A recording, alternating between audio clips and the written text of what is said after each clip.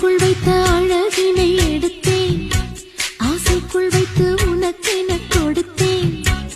இதமாகத்தான் பதமாகத்தான் என்னை தீண்டு தாகம் தணியும். ஓடைக்குள் வந்த மலரினை பறித்தேன், ஓசைகள் இன்றி மணி முத்தம் பதித்தேன்.